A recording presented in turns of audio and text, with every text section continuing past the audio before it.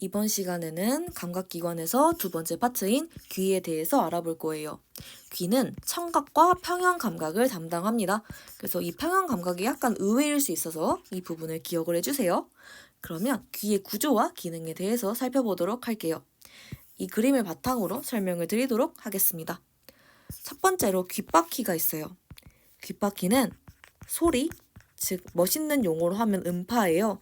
그래서 음파를 모은다 라고 생각해 주시면 되고요. 웨이도는 귓바퀴와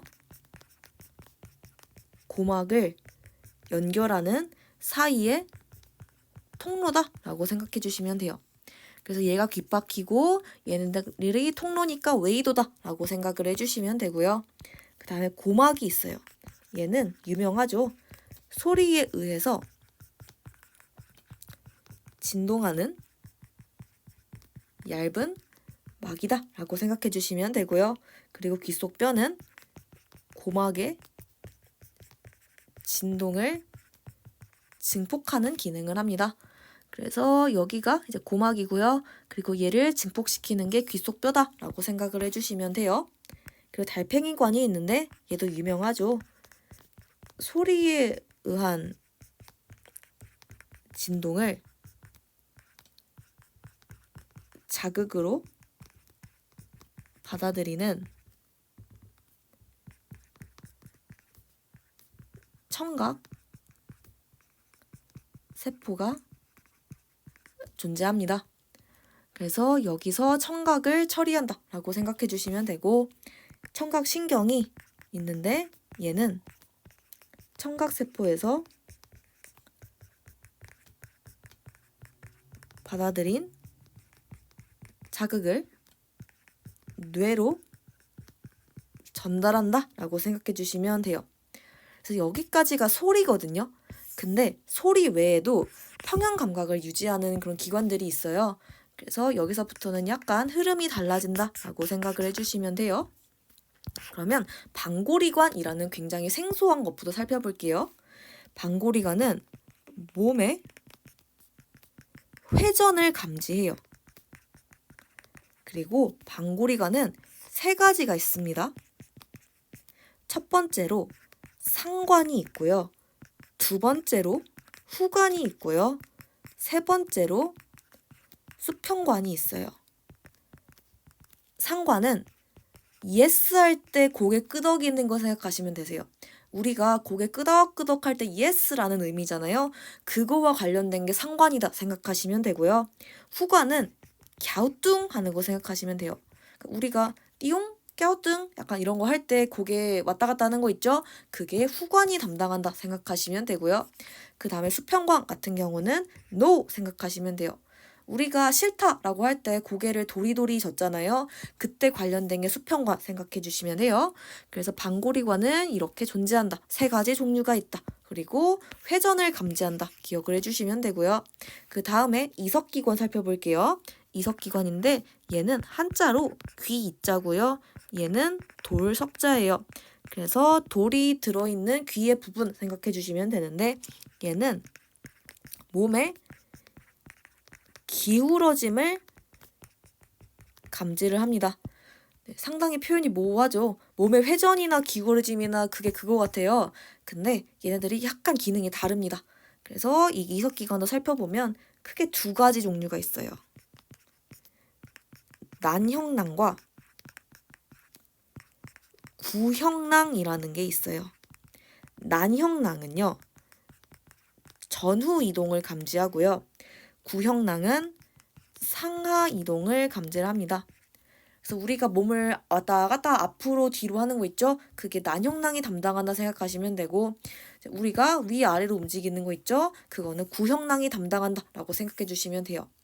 그래서 이 이석기관도 여기에 이제 존재를 한다 라고 생각해 주시면 되는데, 이 부분은 이제 아래 부분에서 조금 더 자세하게 말씀을 드릴게요. 일단은 이렇게 방골이관, 이석기관 나뉜다 라고 생각해 주시면 되고, 그리고 이석에 대해서 조금 더 설명을 드릴게요. 이 이석은 탄산칼슘으로 구성이 되어 있습니다.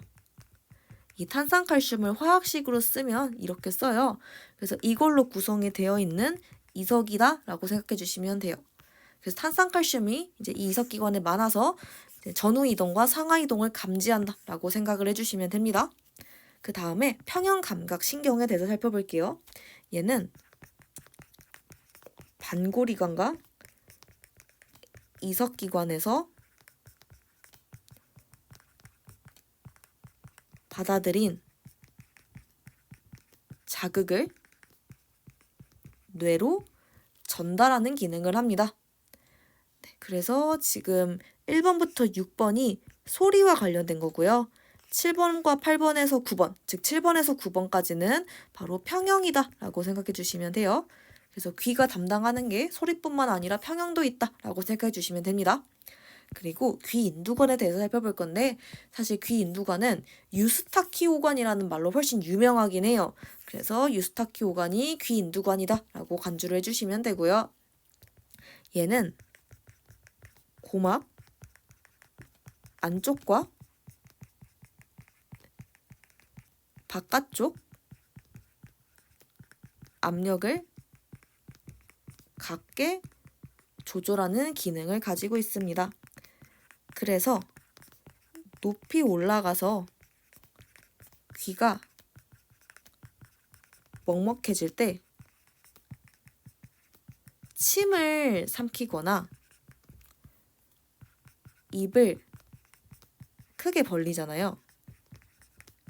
그러면 유스타키오관인 귀 인두관이 자극이 됩니다.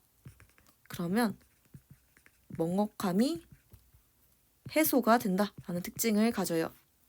그래서 귀가 왜 먹먹하냐면요. 고막 안쪽과 우리 바깥쪽은 대기압이죠. 안쪽과 바깥쪽 압력이 다르잖아요. 그 우리 몸이 뭔가 이상하다, 지금 압력이 다르다 하고 신호를 보내게 돼요. 그 신호가 바로 먹먹한 거거든요.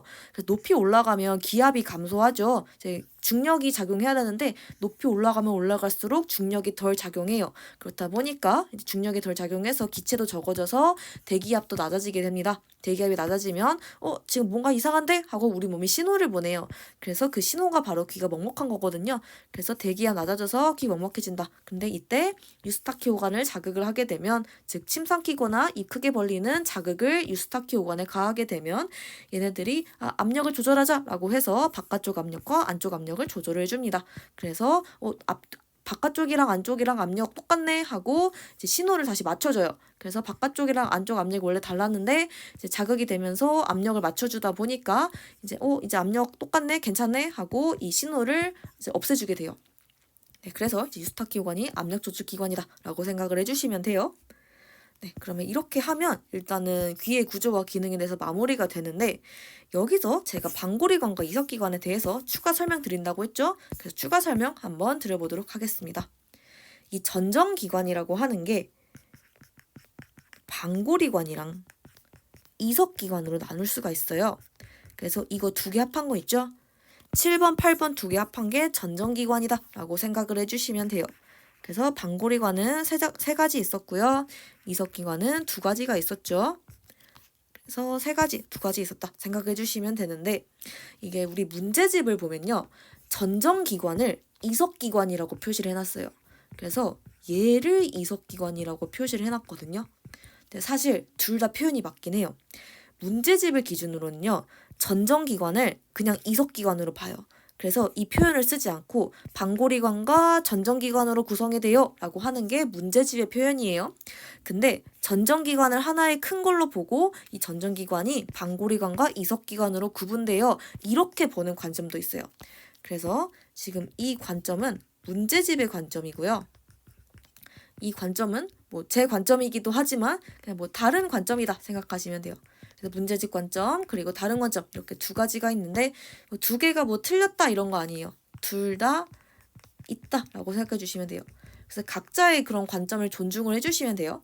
문제집은 전정기관은 이석기관이야 라고 간주를 하고 반고리관과 전정기관으로 구성된 게 바로 귀야 라고 표현을 했다면 이제 어떤 다른 관점에서는 전정기관이 큰 개념이고 얘가 반고리관과 이석기관으로 구분돼 이렇게 표현을 하는 관점들도 있어요. 저는 개인적으로 이 관점을 더 선호를 하기 때문에 이걸로 설명을 드렸던 건데 문제집의 관점도 있더라 이렇게 간주를 해주시면 돼요. 두 개 중에 뭐가 맞아요? 이런 게 아니고 둘 다 맞는 관점인데 사람에 따라서 선호도가 다르다 다르다 이렇게 생각을 해주시면 돼요. 네, 그럼 이렇게 해서 이제 첫 번째로 귀의 구조와 기능에 대해서 마무리하도록 하겠습니다.